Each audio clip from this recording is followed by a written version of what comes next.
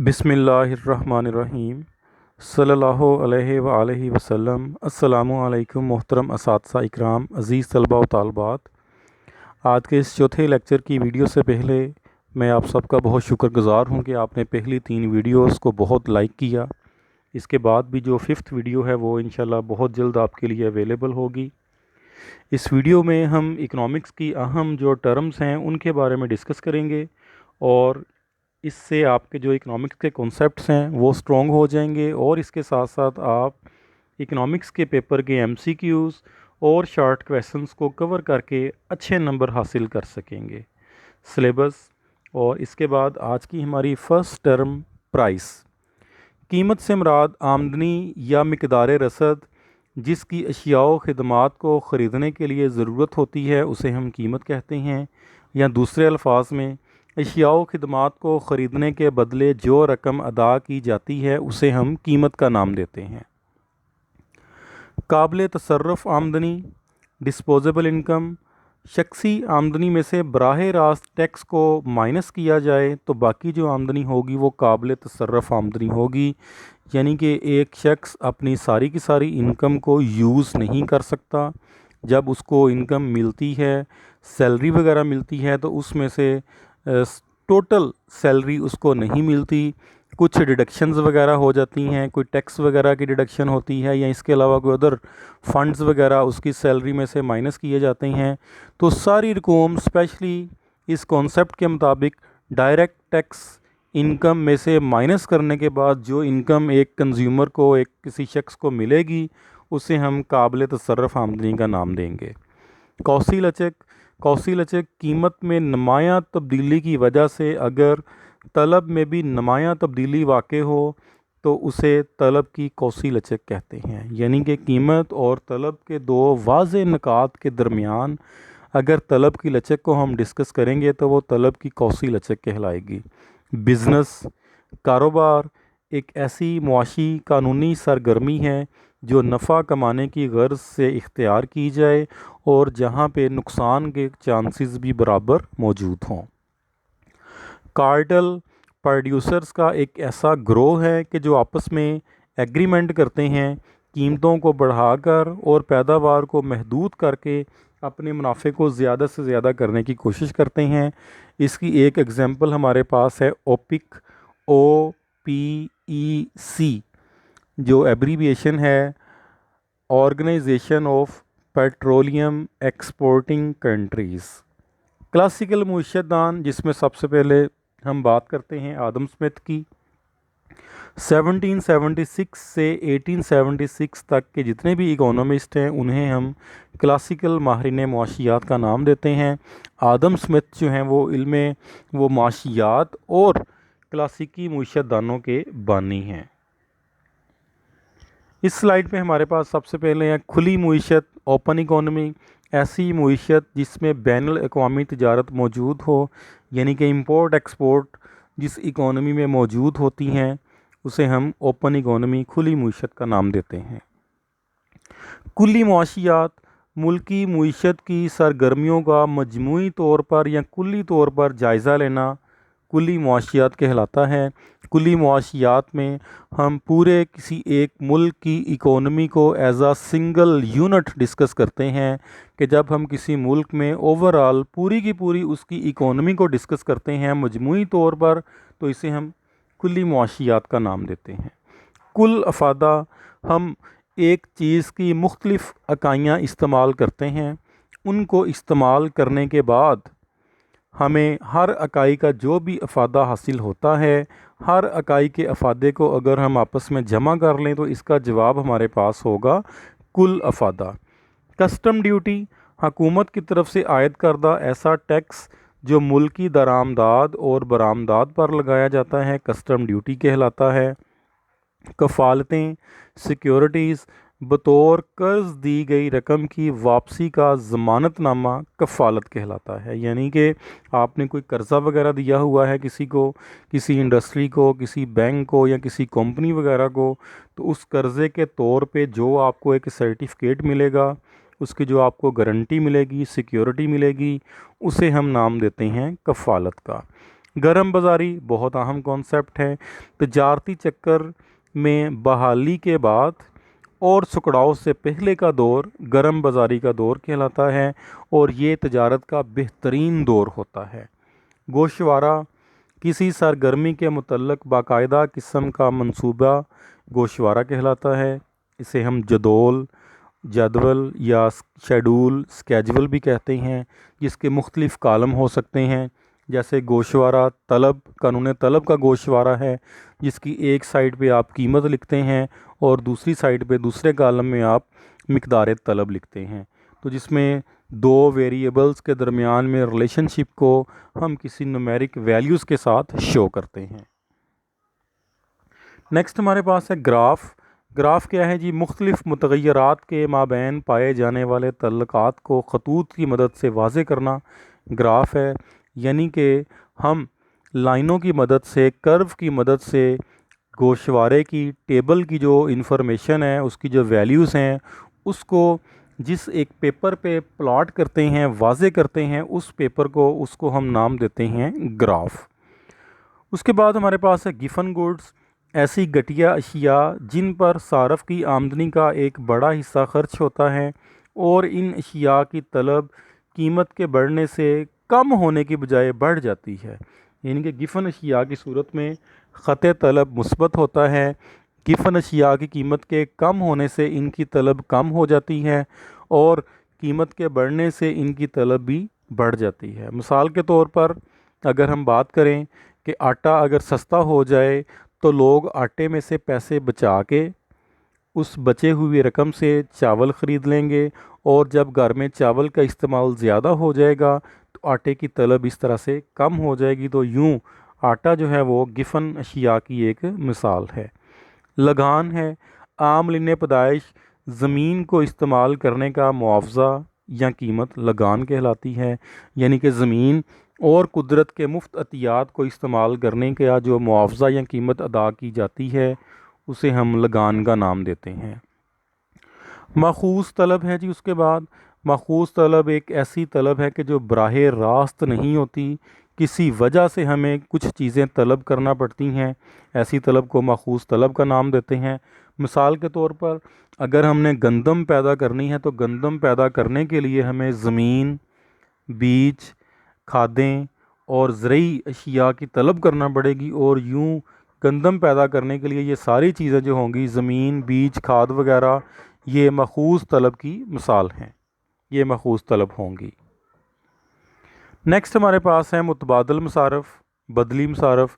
एक आमले पैदाइश को एक इस्तेमाल से हटाकर दूसरे इस्तेमाल में लगाने से आजर को जो मसारफ़ बर्दाश्त करना पड़ते हैं उसे हम मुतबादल मसारफ़ कहते हैं, अपॉर्चुनिटी कॉस्ट कहते हैं। बहुत अहम कॉन्सेप्ट है ये भी। उसके बाद है जी हमारे पास मुतज़ायद या मुस्तज़ायद tax, progressive tax. Progressive tax एक ऐसा टैक्स है कि जो इनकम के बढ़ने के साथ साथ इस टैक्स की परसेंटेज भी बढ़ती चली जाती है। यानी कि मिसाल के तौर पर 5 लाख अगर किसी की इनकम है तो उस पर फ़र्ज़ करें कि टैक्स है 5%, 5%। और अगर इनकम 10 लाख है तो टैक्स कितना हो गया? 8%।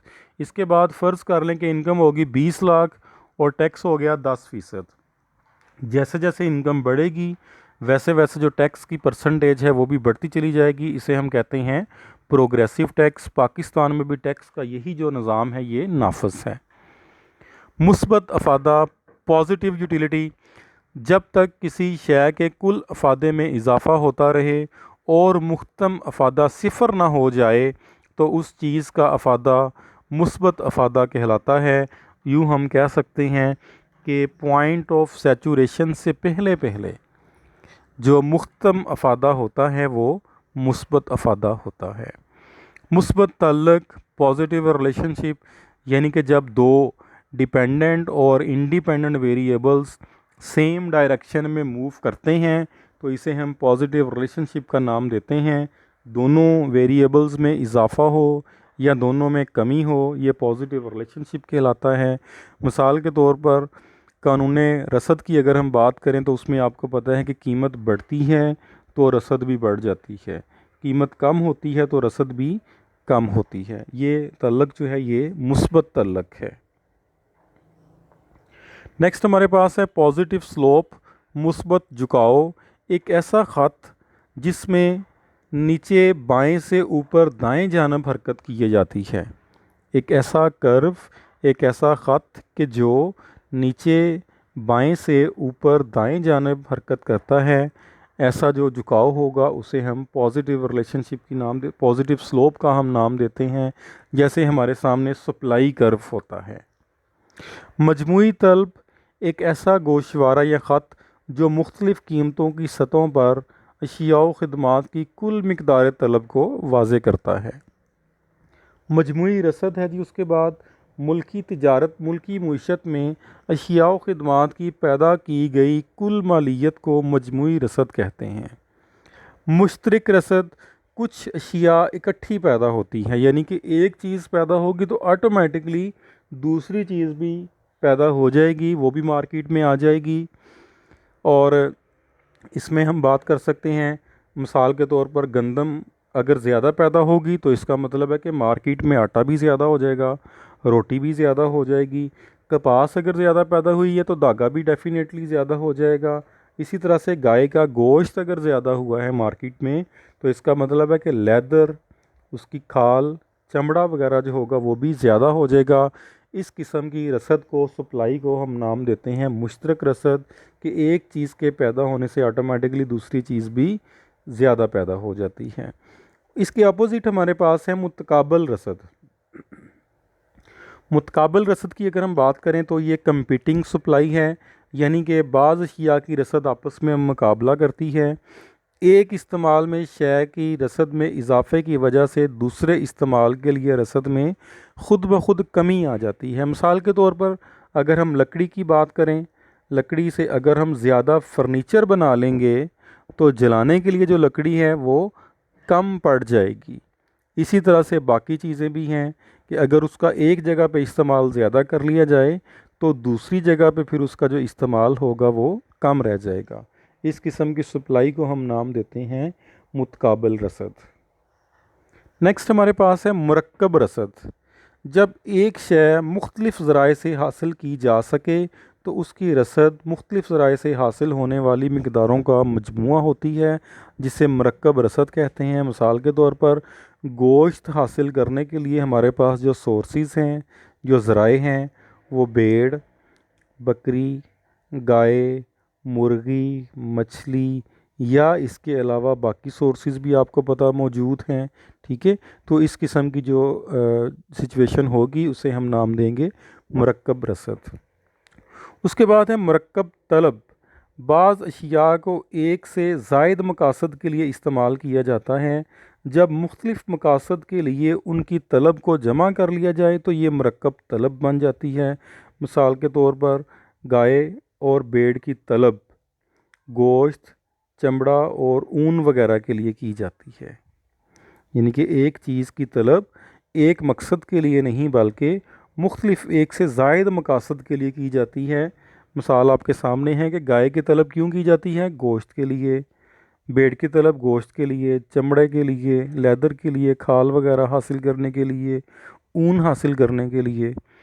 उसके बाद हमारे पास है मफरूज़ात, वो लाजमी शराइत जिनकी मौजूदगी में कानून दुरुस्त साबित होता है, यानी दीगर हालात का साकन फ़र्ज़ करना मफरूज़ात कहलाता है। इल्म मुआशियात में हम जितने भी मुआशियात के कवानीन हैं इनको दुरुस्त साबित करने के लिए हम मफरूज़ात का सहारा लेते हैं। कुछ चीज़ें हम फ़र्ज़ करते हैं, मसलन आमदनी तब्दील ना हो, मौसम तब्दील ना हो, फ़ैशन तब्दील ना हो, सियासी हालात तब्दील ना हो, तो ये सारे के सारे क्या हैं जी? मफरूज़ात।